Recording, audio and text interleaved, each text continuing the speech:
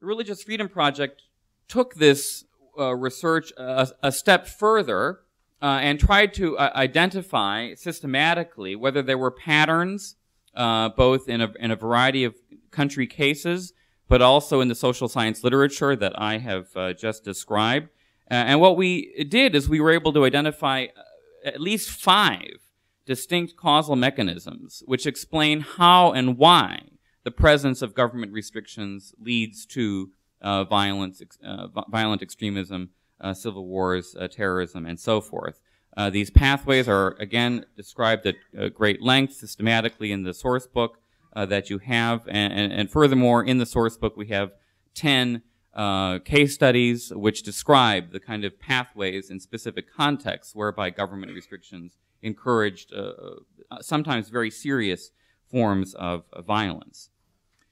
One is the state sponsorship pathway, and Commissioner Lantos-Sweat has already alluded to this pathway operating in Iran. This is perhaps the most obvious pathway whereby religious repression generates violent religious extremism, namely that religiously repressive regimes often directly support or encourage or sponsor violent religious extremism as a matter of policy, in the way, for example, that Iran directly supports violent extremist religious groups, not just in Iran, but around the world. Hezbollah, for example, and Hamas. Religiously repressive regimes often directly support violent religious extremism. Pakistan is another example in which a state that restricts religious freedom also, for the same reasons that it restricts religious freedom, also supports extremist religious violence. For example, the horrific violence that we see in Pakistan right at the moment against Shiite minorities that the New York Times just had a big article about a couple of days ago. These groups are often directly supported by the Pakistani government as instruments of both national and foreign policy. So that's one pathway.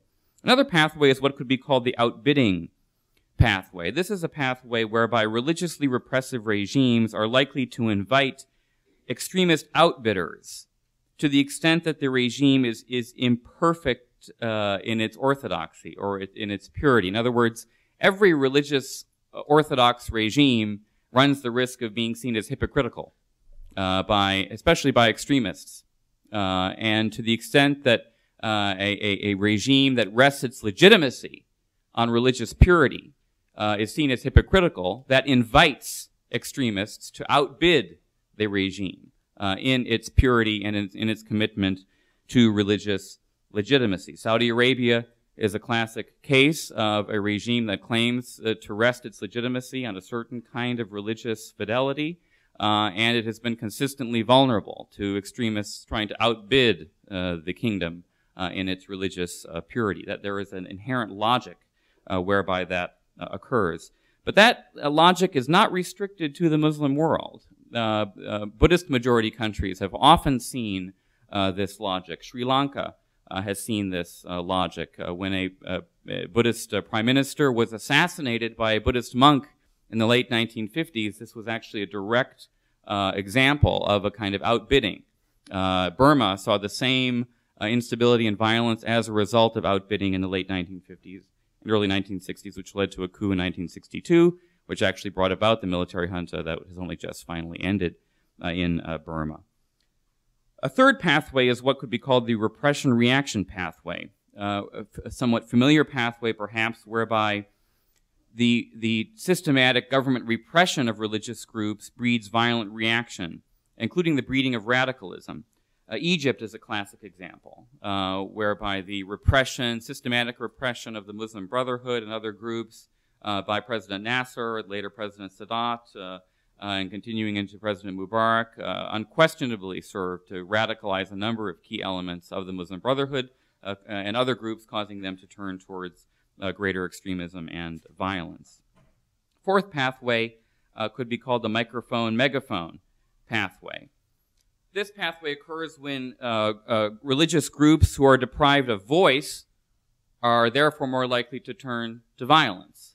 When religious groups don't have public official voice in society, they're likely to turn to violence, or more likely to turn to violence as a compensation for their lack of voice. That is, when they don't have access to a microphone, they're more likely to turn to the megaphone of violence to promote their message and their agenda. Finally, we point to the insulation pathway, which is a dynamic whereby religious repression and favoritism often insulate extremist groups from criticism and challenge. This is a mechanism that's powerfully in evidence in Pakistan, whereby the blasphemy laws in Pakistan are consistently used by extremist groups to weaken and tarnish critics as blasphemers and opponents of Islam. So the presence of religious freedom is not only bad in itself, or the presence of religious restrictions is not only bad in itself, but it insulates extremist groups from any kind of criticism or open debate. The point in emphasizing that there are these distinct pathways is that there is not just one simple, straightforward mechanism whereby religious repression generates violence and instability, but there are multiple mechanisms, and we're quite sure that there are other mechanisms that we've not identified. In other words, there is a compelling logic and a number of historical cases that suggest that what is often thought to be mere correlation is actually causation. That religious restrictions, the kinds of religious restrictions that are rising dramatically in every part of the world, are systematically in multiple ways related to varieties of violent extremism, instability, including full-blown civil wars.